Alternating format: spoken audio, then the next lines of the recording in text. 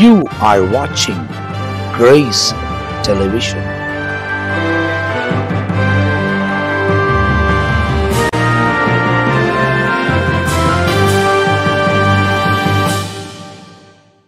எனக்கு அன்பானவர்களே, ஆண்டவராகிய இயேசு கிறிஸ்துவின் நாமத்தில் உங்களை வாழ்த்துகிறேன்.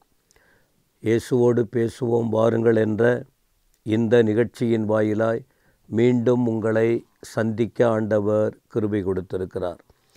இன்றைக்கும் ஒரு செய்தியாக சங்கீதம் 18:4 முதல் 6 வரைக்கும் உள்ள வார்த்தைகளை தியானிக்க போகிறோம். மரண கட்டுகள் என்னை சுற்றி கொண்டது, துர்ச்சன பிரவாகம் என்னை பயப்படுத்தினது, பாதாள கட்டுகள் என்னை சூழ்ந்து கொண்டது, மரண கண்ணிகள் என்மேல் விழுந்தது. எனக்கு உண்டான நெருக்கத்திலே கர்த்தரை நோக்கி கூப்பிட்டு என் தேவனை நோக்கி அபயமிட்டேன். தமது ஆலயத்திலிருந்து என் சத்தத்தை கேட்டார். என் கூப்பிடுதல் அவர் சந்நிதியில் போய் அவர் செவிகளில் ஏறிற்று. நெருக்கத்தில் உதவி செய்கிற தேவன்.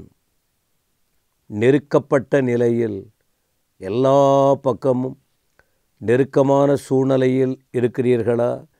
ஆண்டவர் உங்களுக்கு உதவி செய்ய வல்லவராக இருக்கிறார். தாவீது பல விதங்களில் பல ஜனங்களால் நெருக்கப்பட்டு அந்த எல்லாருக்கும் நடுவிலே தவித்து கொண்டிருக்கிறார். தப்பிக்க வழி இல்லை, எந்த பக்கமும் போய் தப்பிக்க வழி இல்லை. ஆனால் ஆண்டவர் ஞானம் கொடுத்தார், ஆண்டவர் பாதுகாத்தார், ஆண்டவர் அற்புதமாய் வழி நடத்தினார். அந்த வார்த்தைகளை தான் இப்பொழுது இந்த இடத்தில் படிக்கிறோம். என்ன சொல்லுகிறார்? மரண கட்டுகள் என்னை சுற்றி கொண்டது. மரணம் அப்படின்னா மரணத்துக்கிட்ட நான் இருக்கிறேன். எப்போ என்னுடைய உயிர் போகும் தெரியாது. ஒரு மனுஷனுடைய துவக்கம் பிறப்பு, அவருடைய முடிவு மரணம், 2 தானே. இவர் பிறந்துட்டார், இப்போ வாழ்ந்துக்கிட்டு இருக்கிறார். ஆனால் இப்போ அவர் வாயில் வர்ற வார்த்தை என்ன? மரணம்ங்கிற கட்டு என்னை சுற்றி கொண்டது. ஒரு பாம்புன்னு வச்சிங்களேன், அது உடம்பில் அப்படியே சில மிருகங்கள் இதெல்லாம் நீங்கள் பார்க்க முடியும். அது அப்படியே சுற்றிக்கிச்சுன்னா கழுத்தோடு சேர்ந்து அவ்வளவு ஈஸியாக அந்த பாம்பு பிடியில் அந்த சுற்றி பிடிச்சிருக்கிற பாம்பு நடுவில் மலைப்பாம்பு அது பிழைக்க முடியும்னு நினைக்கிறீங்க? அவனை அப்படியே இறுக்கி கொண்டுடும் இல்லவா? அதை போல் இந்த இடத்துல மரணக்கட்டுகள் என்னை அப்படியே சுற்றி கொண்டது, தப்பிக்க வழி இல்லை. துர்ச்சன பிரவாகம் என்னை பயப்படுத்தினது. பயப்படுத்துகிற காரியம் என் கண்களுக்கு முன்பாக இருக்கிறது. தைரியம் இல்லை, எனக்கு தைரியம் அற்று போயிடுச்சு. எனக்கு பயம்தான். இப்போ எனக்கு ஒரு தைரியமாக ஒன்றும் பார்க்கவும் முடியல, பேசவும் முடியல. எனக்கு முன்பாக சூழ்நிலைகள் அப்படி காணப்படுகிறது. 5ஆம் வசனத்தில் சொல்லுகிறார், பாதாள கட்டுகள் என்னை சூழ்ந்து கொண்டது. பாதாள கட்டு என்பது, பாதாளங்கிறது எங்கே இருக்குது? கீழே இருக்கும். பயங்கரமாக கீழே நீங்கள் பார்க்க முடியும். மேலே ஒரு மலை மேலே இருக்கீங்க, அல்லது ஒரு ரோடு இருக்கீங்க, அதுக்கு கீழே நீங்கள் பார்த்தீங்கன்னா அவ்வளவு பாதாளம் சாதாரணமானதில்லை, பார்க்கும்போதே பயந்துருவாங்க. அதே போல் பேர்னாம்பட்டுன்னு ஒரு இடம் இருக்குது. அந்த ஓரத்தில் நீங்கள் பஸ்ஸு அல்லது காரில் நடந்து போகும்போது கொஞ்சம் நீங்கள் அதில் போகிறவங்களுக்கு தெரியும் என்ன பயம்னு. அது அவங்களுக்கு தடுக்கி விழுந்தால் அவ்வளோதான் அவுட்டு. அதை போல் ஒரு பாதாளம் போல் அவ்வளவு பயங்கரமான ஆழமான பள்ளமான ஒரு அனுபவம். சங்கீதக்காரன் சொல்கிறார், பாதாள கட்டுகள் என்ன சூழ்ந்து கொண்டது. நான் எல்லாம் அது நடுவில் தான் தவிச்சுக்கிட்டு இருக்கிறேன். மரண கண்ணிகள் என்மேல் விழுந்தது. கண்ணிகள்னால் என்ன? மரணம். ஒரு குருவியை பிடிக்க போனால் வலையை போட்டு அதை பிடிப்பாங்க, கண்ணி வச்சு பிடிப்பாங்க. மாட்டிக்கிட்டால் அவ்வளோதான், முடிஞ்சுதான் அந்த பறவையினுடைய நிலை. அதை போல் மரணம்ங்கிற என்னை கண்ணி வச்சுருக்காங்க. என்னை அப்படியே மறைவாக வலை போட்டு வலை தேடி திரிஞ்சிக்கிட்டு இருக்காங்க. எப்போ இவன் மாட்டிக்குவான் பிடிச்சிக்கலான்னு. அதைப்போல மரண கண்ணி என்மேல் விழுந்தது.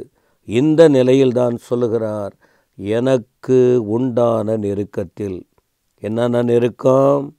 மரணக்கட்டு 1, துர்ச்சன பிரவாகம் 2, 3வது பாதாள கட்டுகள், 4வது மரண கண்ணிகள். இது எல்லாமே 2 கட்டுகள். அது பயத்தை உருவாக்குது. கடைசியில் மேலேயே விழுந்து போச்சான் மரண கண்ணி. அவ்வளோதான். இப்போ அப்படியே கவிடுச்சு, பிடிச்சிக்கிச்சு. வேறு வழி தெரியல, அசைய முடியல. இந்த நிலையில் அவர் தன்னுடைய அறிக்கையை வெளிப்படுத்துகிறார். உள்ளத்தை யாரும் ஒன்றும் பண்ண முடியாது. வெளியில் பாதிக்கலாம், பயத்தை உருவாக்கலாம், ஏதாவது செய்யலாம். ஆனால் ஒரு மனுஷனுக்குள்ளே இருக்கிற நம்பிக்கையை யாரும் அசைக்கவே முடியாது. அப்போ இவர் சொல்கிறாரு, எனக்கு நெருக்கம் உண்டானது. இந்த நெருக்கத்தில் எனக்கு தெரிஞ்சதெல்லாம் என்ன தெரியுமா? மனுஷனை கூப்பிட்டா அவன் தான் மிரட்டுறான. ஒரு மனுஷன் பேரை சொல்லி கூப்பிட்டால் அவன் ஒரு அடி தூரம் போகிறானே. நன்மை செய்கிற மனுஷன் யாரும் இல்லையே அங்கே. உதவியாக வந்து தூக்கி விட யாரும் அங்கே இல்லையே. எல்லோரும் தான் நெருக்கிக்கிட்டு இருக்காங்களே. எல்லோரும் ஒன்றா சேர்ந்துட்டாங்களே.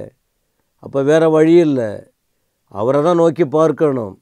அதை தான் அவர் செய்கிறாரு. எனக்கு உண்டான நெருக்கத்தில் கர்த்தரை நோக்கி கூப்பிட்டேன். என் சத்தத்தை நான் துணிக்க ஆரம்பித்தேன்.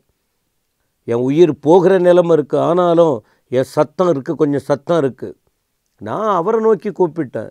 ஏன்னா என்னை மூச்சு விட வச்சவர் அவர் தான், என்னை கூப்பிட வைக்கிறவர் அவர் தான். கர்த்தரை நோக்கி கூப்பிட்டேன். என் பிள்ளையை நோக்கி நான் கூப்பிடலை, என்னுடைய உறவுகளை நோக்கி கூப்பிடலை, என்னுடைய சொந்தங்களை நோக்கி கூப்பிடலை, எங்கள் நண்பர்களை நோக்கி கூப்பிடலை. ஏன்னா அந்த இடத்துல அவங்க இல்லை. என்னை எதிர்க்கிற கூட்டம்தான் அங்கே இருக்குது. அப்போ நான் கூப்பிட வேண்டிய ஒருவர் எனக்கு பதில் கொடுக்கிற ஆண்டவர், என்னை காண்கிறவர், என்னை விசாரிக்கிறவர், என் அழுகுரலை கேட்கிறவர், எனக்கு அற்புதங்களை செய்கிறவர். அவரை நோக்கி நான் கூப்பிட்டேன். என் தேவனை நோக்கி அபயமிட்டேன். சொல்லிக்கிட்டே இருக்கிறேன். என் பாரம், என் கவலை, என் வேதனைகள் எல்லாம் அவர்கிட்ட சொல்லிக்கொண்டே இருக்கிறேன். என்ன நடந்ததாம்? அவர் தமது ஆலயத்திலிருந்து என் சத்தத்தை கேட்டார். அப்போ ஆலயத்துக்கும் இந்த மனுஷனுக்கும் தொடர்பு இருந்திருக்கு. ஆலயத்தின் தேவன் ஆலயத்திலிருந்து என் சத்தத்தை கேட்டார். என் கூப்பிடுதல் அவர் சந்நிதியில் போயிற்று, அவர் காதுகளில் கேட்டது. அதன் பிறகு அந்த விடுதலையை பெற்று வாழ்ந்தார்.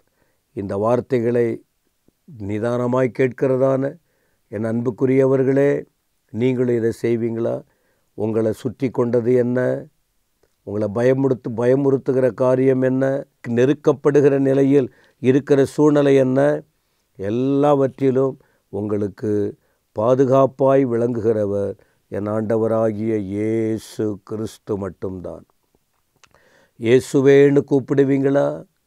வாய் நிறைய நீங்கள் யாராக இருந்தால் கூட சரி, நீங்கள் சொல்லி பாருங்கள். இதனப்பா காசா பணமா? நீங்கள் வாயை திறந்து சொல்லி பாருங்களேன். நீங்கள் கடந்து போகிற கசப்பான பாதையில் சொல்லி பாருங்களேன். இயேசுவே, இயேசு கிறிஸ்துவே சொல்லி கூப்பிட்டு பாருங்களேன். அற்புதம் உங்களுக்கு நடக்கும். மாற்றத்தை காண்பீர்கள். அவர் உங்களை அதிசயமாய் நடத்துவார். ஜெபம் பண்ணுவோமா? தேவரீர் உமக்கு ஸ்தோத்திரம். இந்த வசனத்தை போலவே பாதிக்கப்படுகிற மக்கள் யாராவது இருந்தால், இந்த வார்த்தைகளை கேட்டால், இப்பொழுது இறங்கும், இப்பொழுது உதவி செய்யும், இப்பொழுது ஒரு அற்புதம் நடக்கட்டும். ஆண்டவரே, கிரியை செய்யுங்கப்பா. உமக்கு ஸ்தோத்திரம். நீங்கள் அப்படி செய்ய வல்லவராய் இருக்கிறதற்காக நன்றி ஆண்டவரே. இயேசுவின் நாமத்தில் வேண்டுகிறோம் பிதாவே. ஆமென், ஆமென்.